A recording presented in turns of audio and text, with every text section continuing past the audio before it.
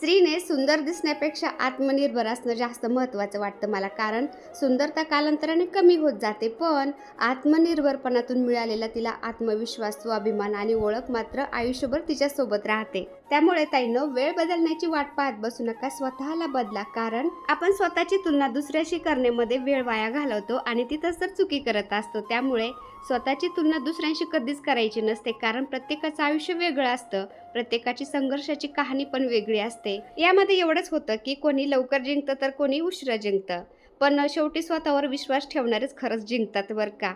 नमस्कार मंडळी, मी छाया आपल्या सर्वांचं आपल्या आणखीन एका नवीन व्हिडिओमध्ये अगदी मनापासून स्वागत करते. तर या आधीच्या व्हिडिओला तुम्ही सगळ्यांनी भरभरून प्रेम दिलं, त्यासाठी मनापासून आभारी सर्वांची. 2-3 दिवस झाले तब्येत थोडी खराबच होती ना, त्यामुळे मी जरा उशिराच उठले आणि झाडायला पण उशिराच बाहेर आले होते. तर बाहेर हे झाडताना हिरवं गवत पाहून असं वाटतंय आता कधी पाऊस येतोय आणि कधी सगळीकडे हिरवगार होते. मध्ये थोडासा पाऊस झाला बरं का, 1-2 पाऊस झाले, पण एकदम छोटाले झाले ना ते. तर ते छोटे छोटे हिरवं गवत उगायला लागलेलं होतं ना, तर पावसाचा गॅप झाल्यामुळे ते हिरवं गवत उगलेलं ते पण जळून गेलंय. बाहेरचं झाडून झुडून झालं आणि घरामध्ये आले, ब्रश करून मला फ्रेश व्हायचं होतं, सगळ्यांना एकदा चहा करून द्यायचा होता आणि जिमला पण जायचं होतं. बरं नव्हतं त्यामुळे 2 दिवस मी जिमचा पण गॅप केला होता, जिमला गेलेच नव्हते. आता थोडंसं जाऊन येते म्हणलं. जिममध्ये गेल्यावर थोडे जरी हातपाय हलवले ना तर बरं वाटतं, काहीतरी केल्यासारखं वाटतं. तर मग जिमला जाणार होते, त्याआधी मी आता गरम पाणी करून पिणार होते स्वतःला आणि बाकीच्यांना चहा बनवून देणार होते. तर आता निघलो आम्ही जिमला, सागर, मी आणि आकाश. हे पा गाड्या काढून उभं राहिलेत माझी वाट पाहत. आले आले, चला. आवरता आवरता उशीर होतोच.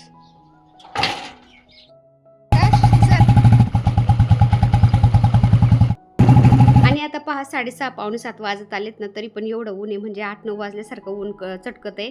आणि संध्याकाळी पण 7 वाजत आले तरी पण ऊन असतंय बरं का. आता आम्ही जिमवरून आलो, जिममधलं काही नाही दाखवलं, म्हणलं नेहमी नेहमी काहीतरी दाखवायचं ते. त्यामुळे जिममधलं मी काहीच नाही शूट घेतलं. आणि घरी आल्यानंतर हे जास्वंदीचं फुल पाहिलं ना, खूप भारी वाटलं.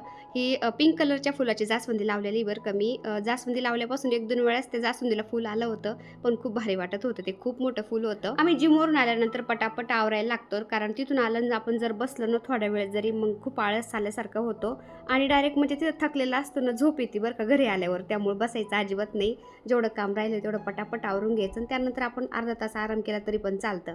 त्यामुळे आम्ही लगेच कामाला लागलो होतो. मी एकीकडे स्वयंपाक करत होते आणि एकीकडे राजू आणि सागर हे लेफ्टातला आवरत होते. कारण काय झालं, खिडकी उघडी सोडली होती पोरांनी, गरम होतं त्यामुळं, आणि खिडकीतून ती बाहेरून पाल आली आणि त्याच्यामध्ये घुसली बरं का, त्या लॅपटॉपमध्ये थोडीशी म्हणजे बीच होती त्याच्यातून. तर राजू काय म्हणला, ती घरात आली ना ती खूप पिल्लं करते आणि मग घरात पालीच होत्यात, तर आपण काय करू, ते आवरायला पण आलेले ना, सगळं सामान खाली काढू, ते आवरून काढू, म्हणजे ते पालीला आपण बाहेर हुसकून लावू. आडगळीचं सामान मी सगळं टेरेसवरच्या स्टोरूममध्ये ठेवत असते, पण ह्या लॅपटॉप काय ठेवलं होतं मी, ज्या 90च्या काळामध्ये टिपा वगैरे डब्बे मोठाले असं लग्नामध्ये द्यायचे ना, तर त्या टिपा, डब्बे, बादल्या किंवा काही कार्यक्रम असला ना, आपल्याला जास्तीचे भांडे लागत आहेत ना कधी मधी, तर ते भांडे पण मी तिथं लॅपटॉप ठेवून दिलेले होते. तर राजूने सगळे भांडे खाली काढले आणि तिथं स्प्रे मारत होता. तर त्याला काय वाटलं, स्प्रे मारला ना ती पाल बाहेर पळून जाईल. त्याच्या खिडक्या पण आम्ही उघड्या ठेवल्या होत्या, म्हणलं बाहेर निघलं ना ती बाहेर पळून जाईल, नको मारायला. आणि आम्ही त्या लॅपटॉप आहे ना मस्त पेपर आथरून त्याच्यावरती सगळे भांडे ठेवले होते. तर ते पेपर पण बदलायचे होते. राजू म्हणला आपण पेपर पण बदलून काढू खालचे सगळे. आणि म्हणतात ना, घर तिथं राडा होतोच, तर तसंच आहे. लॅपटॉप आता धूळ व्हायची गरज आहे का, एवढं पॅक बंद आहे बरं का, तरी पण तिथं धूळ होतीच. कुठून येते काही माहीत नाही बरं का धूळ, पण ती आतमध्ये पण धूळ होती भरपूर. तर ते पेपर काढले ना खालचे, मग थोडंसं झटकून पुसून काढलं की होऊन जातं. आणि पेपर नाही टाकले ना खाली, मग ते धुळीने सगळं मेंचट होतं. आणि राजू घरी असला ना, तो काही ना काही काम काढतोच बरं का. आज माझं काही मन नव्हतं किचन आवरायचं बरं का हे, पण तो म्हणला तू आजारी आहे ना, मग तू काहीच नको करू लागू, तुझं तू स्वयंपाक कर, बाकीचं आम्ही सगळं आवरतो. तर मग सागर आणि राजू दोघंच आवरत होते लेफ्ट हे. तर मी स्वयंपाक करता करता थोडंसं म्हणलं चला तुम्हाला पण दाखवते. आणि मला ओरडत होता, तुझा झाला की नाही स्वयंपाक, आता मला हे सगळं झटकून काढायचे, पुन्हा भांडे लावायचे, राडा होतोय म्हणला. मग भाजीला फोडणी द्यायची राहिली होती ना, तेवढी मी भाजीला फोडणी देऊन घेते म्हणलं आणि मी जाते किचनच्या बाहेर, कारण मला धुळीची ॲलर्जी, धूळ अशी उडाली ना, खूप मला शिंका चालू होत्यात. तर मग राजू आणि सागर दोघंच आवरत होते हे. आणि बघा तुम्ही, कानेकोपऱ्याला एकदम असा ते स्प्रे वगैरे मारून तो साफसफाई करत होता व्यवस्थित. आता भांडे घासून सुकायला ठेवलेले ते सगळे आकाश लावत होता ट्रॉलीमध्ये आणि बाकीचे लॅपटॉपले भांडे राजून सागर लावत होता. पहिले पेपर काढून तो बाहेर जाळून आला त्या पेपर आणि नवीन पेपर तो आथरत होता आता लेपटात आणि मग भांडे लावायचे होते तिथं सगळे. मी स्वयंपाक केला, मावशी आले होते, मावशीने भांडे घासले आणि राजूनी, सागर, आकाश तिघांनी सगळे भांडे लावून दिले. दुपारपर्यंत सगळं काम आवरलं होतं. दुपारी थोडा आराम झाला आणि संध्याकाळी मग मी लागले स्वयंपाकाला ना. म्हणलं काय करू स्वयंपाकाला, तर सगळे म्हणले सकाळची भाजी राजम्याची थोडी शिल्लक आहे ना, संध्याकाळी कांद्याची चटणी बनव म्हणले. तर म्हणलं चला कांद्याची चटणीची रेसिपी मी तुमच्याशी शेअर करते आता. तर थोड्याशा तेलामध्ये जिरे टाकले मी, 4-5 कांदे सागरने मला कापून दिले होते. तर कांदा परतायला टाकलाय मी आता कांदा परतत आलाय, थोडा हलकं ब्राऊन व्हायला लागलं आणि त्याच्यामध्ये चवीनुसार मीठ घातलं मी.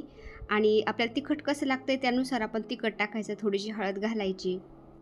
लाल तिखट ऐवजी आपण हिरवी मिरची पण ठेचून घालू शकतो, पण लाल मिरचीची चटणी छान लागते ना, मुलांना खूप आवडती. त्यामुळे मी लाल मिरची पावडर घातली, थोडी हळद घातली आणि आता हे परतून घेते. थोडंसं जास्त तेल पण नाही घातलं बरं का मी. आता थोडं परतून झाल्यानंतर चटणीला किती छान कलर आलाय तुम्ही बघू शकता. आता काय करायचं, शेंगदाणे थोडेसे आबडधोबड वाटलेले त्याच्यामध्ये घालायचे, म्हणजे चटणी अजून छान होती. आणि शेंगदाण्याचा कूट घातल्यानंतर 1 मिनिटभर परतून घेतली फक्त मी चटणी ही. तर चटणी तयार झाली बरं का. खूप छान चटणी होती आणि म्हणजे घरातल्या सगळ्यांनाच आवडती ती. काही भाजीला नसलं ना मी तर अशी चटणी करत असते. दुपारची भाजी होती थोडी उरलेली ना, त्यामुळे मी शेंगदाण्याची चटणी केली होती. आणि आता चपात्या लाटत होते. चपात्या लाटून झाल्या ना, सगळ्यांना जेवण पण करायचे होते आणि त्यानंतर मला किचन क्लीन करायचं होतं. रात्रीचे भांडे सगळे आवरून ठेवायचे होते.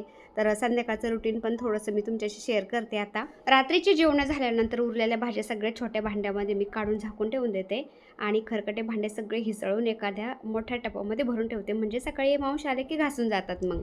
आणि भांडे भरून ठेवल्यानंतर मग किचनसुद्धा क्लीन करून घेते रात्रीचंच, म्हणजे सकाळचं आपल्याला किचन एकदम मोकळा सुटसुटीत भेटला ना काम करायला, तर मग दिवसाची सुरुवात खूप छान होती. त्यामुळे संध्याकाळचंच किचन मी असं क्लीन करून ठेवत असते. आणि रात्रीचं किचन जर क्लीन करून ठेवला ना, मग कॉकरोच पण होत नाही बरं का आपल्या किचनमध्ये. आणि ह्या वर्षी जास्तच गरमी होती बरं का. त्यामुळे काय झालंय, आपल्या किचनमध्ये घरामध्ये सगळीकडे मी छोट्या छोट्या बरण्यांच्या मध्ये मनी प्लांट लावलेले आहेत ना, तर ते मनी प्लांट सगळे खराब झालेत बरं का. एक एक एक एक करून असं खराब होत चाललंय, सुकत चालले, त्याचे पानं पिवळे होत चालले. तर उद्या बिद्या काय करेन मी, सगळ्या बरण्या एकत्र घेईन आणि सगळे पहिले वेल टाकून देईन आणि नवीन मनी प्लांटच्या कटिंग त्याच्यामध्ये लावून मी. तर पाण्यामध्ये ते वेल लावलेले असतात ना आपण, त्यामुळे ते त्याची जास्त काही वाढ होत नाही बरं का. पण ते आपण असे घरामध्ये ठिकठिकाणी जर बरण्यांच्या मध्ये मनी प्लांट लावले ना, ते हिरवं पाहून असं म्हणजे डोळ्यालाही छान वाटतं आणि म्हणजे डेकोरेशन एकदम बाकीचं काही जास्त तामझाम करायची गरज नाही, घर खूप छान वाटतं. तर माझ्या किचनमध्ये पण खूप ठिकाणी मी असं बरण्यांच्या मध्ये मनी प्लांट लावलेले आहेत, हॉलमध्ये पण आता सगळ्या घरात पाहायला मिळते तुम्हाला. तर टेरेसवरती मी मातीमध्ये कुंडीमध्ये जे मनी प्लांट लावलेले आहेत ना, त्याची एवढी वाढ झालेली ना काय सांगायचं. ते असे मस्त लांब लांब म्हणजे वाढलेले आहेत. तर ते खाली लोंबत आहेत ना, त्याचीच मी कटिंग करून आता ह्या बरण्यांच्यात लावून देईन. आता भांडे घासायला मावशी येतात बरं का, पण सकाळच्याला मला जे मिक्सरचे भांडे वगैरे लागतात ना, तर ते मी धुवून ठेवत होते. बाकीचे भांडे हिसळून मी टपामध्ये भरून ठेवलेत मावशींना घासायला. भांडे घासून झालं, किचन क्लीन करून झाला, त्यानंतर माठामध्ये पाणी पण भरून ठेवायचं होतं. रात्रीचं झोपताना जर माठ भरून ठेवलं ना, सकाळपर्यंत खूप छान थंड पाणी होतं त्याच्यामध्ये प्यायला. आणि मोठं माठ होतं ना किचनवर, त्याला खूप जागा लागायची, पण आता छोटा माठ आहे ना, त्याच्यामुळे त्याला काही जास्त जागा पण लागत नाही. त्यामुळे मी ते कोपऱ्यामध्येच ठेवलंय माठ. आणि पाटा पण आलेला आहे आपला व्हिलेज डेकोरचा ना, तो पण तिथंच ठेवलाय. तर त्याच्यावरती मी वाटण वाटत असते, म्हणजे सारखंच नाही वाटण वाटत बरं का, पण एखाद्या दिवशी जर काही गडबड असेल ना, तर मिक्सरला वाटते, किंवा थोडा वेळ असेल निवांत मी रेसिपी करत असेल, एखादी भाजी करत असेल ना, तर मग पाट्यावर पण वाटते. पाण्याचं माठ भरून झाल्यानंतर आता सकाळच्या भाजीसाठी मला हरभरे पण भिजू घालायचे होते.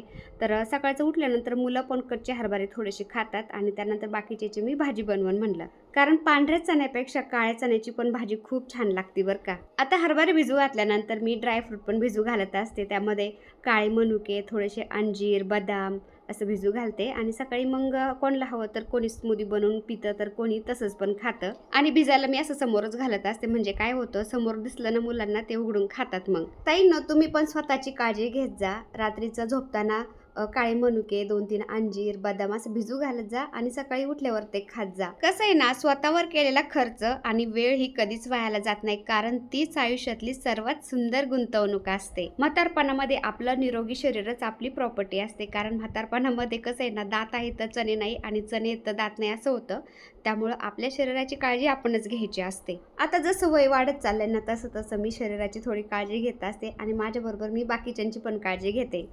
तर चला, आजचा छोटासा व्हिडिओ मी आता इथं सेंड करते. व्हिडिओ आवडला असेल तर एक लाईक नक्की करत जाता येईल. चॅनलवर नवीन असेल तर प्लीज आपल्या चॅनलला सबस्क्राईब पण करा. चला तर भेटूया पुन्हा अशाच एका छानशा व्हिडिओ बरोबर. तोपर्यंत बाय बाय.